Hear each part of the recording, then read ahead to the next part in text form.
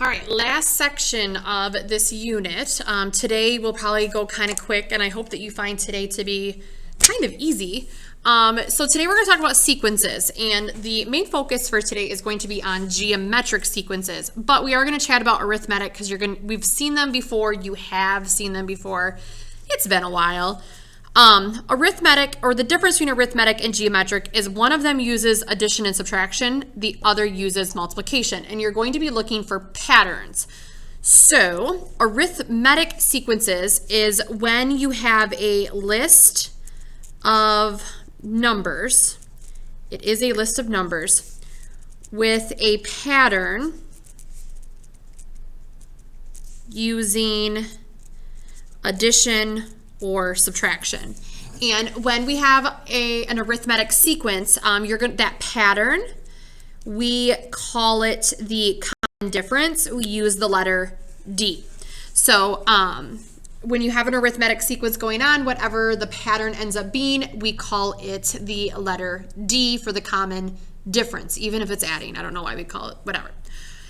Geometric is when we have a list of numbers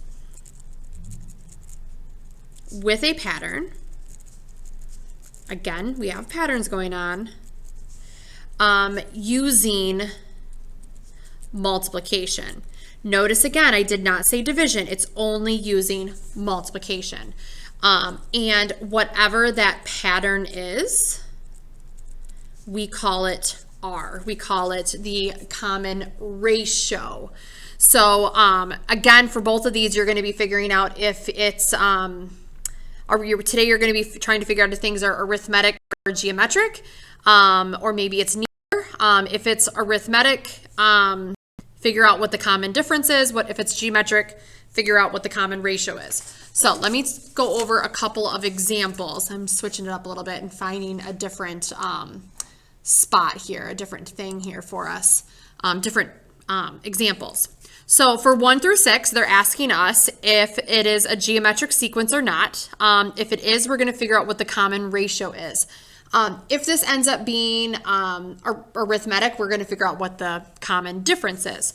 So if we take a look at number 1, to go from 4 to 12, 12 to 36, and then 36 to 108, to go from 4 to 12, you would either add 8 or multiply by 3.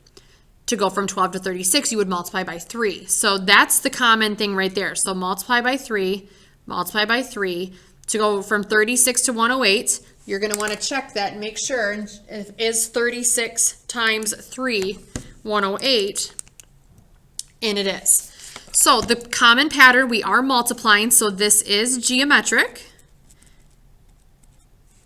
Geometric, there we go. And the common ratio is 3. That's it. Don't make this any harder than it is today, guys. For number 2, to go from 5 to 10, we add 5. 10 to 15, add 5. 15 to 20, add 5. We are adding each time. This would be arithmetic. And the common difference is 5. So this one we multiplied by 3. This one we added 5. For number 3, we go from 120 to negative 60. So if you look at these and you can't figure out right away, or to go from 120 to negative 60 to 30, 30 to negative 15, we're switching positives and negatives. When you switch positives and negatives, that means you are definitely doing some multiplying, and you're going to be multiplying by a negative number. How do you get from 120 to 60 though? So I know that 60 is half of 120. So I would be taking 120 and multiplying by 1/2. But it actually would be negative 1/2, because if you take 120 times negative 1/2, negative 0.5, you get the negative 60.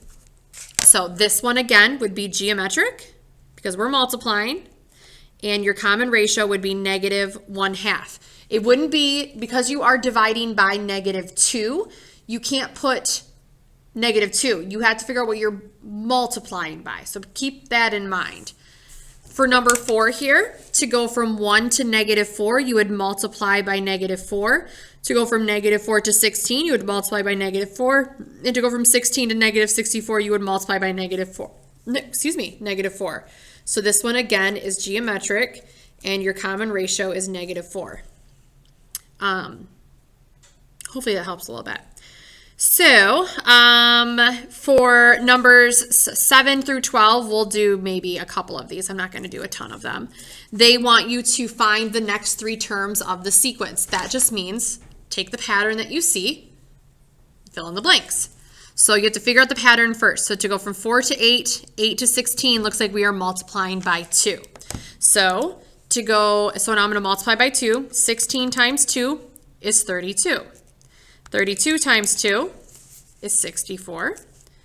And then 64 times 2 is 128. So just continue the pattern. That's it. So then here, if I go from 1 to -6, I would have to multiply by -6. To go from -6 to 36, again, you would multiply by -6. Whenever you see the flip-flopping of signs, that means you are multiplying by a negative number. So be careful with that. So I'm going to take 36 times -6, and I get -216. -216 times -6, 1296, positive, because we went negative, positive. This one's going to be negative, times -6, -7776. And that's it. That's all you got to do.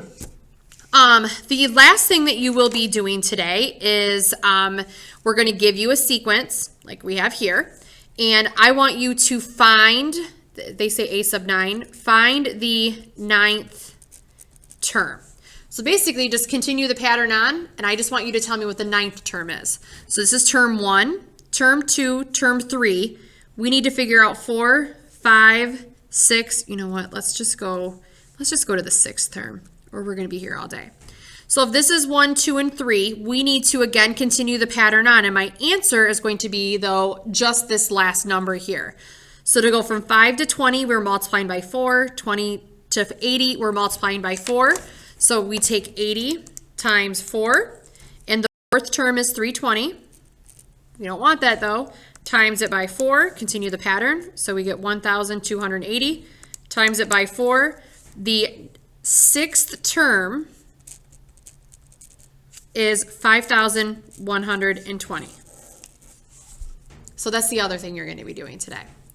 I don't really think you need to see probably very many more of those. Just continue the pattern for as long as you need to. You do have a test coming up on Friday. This will be the only thing that's really not quizzed over for your test. We will have a review tomorrow. Your assignment today probably won't take you very long. So review tomorrow, ask questions if you have them, and we will check back in tomorrow.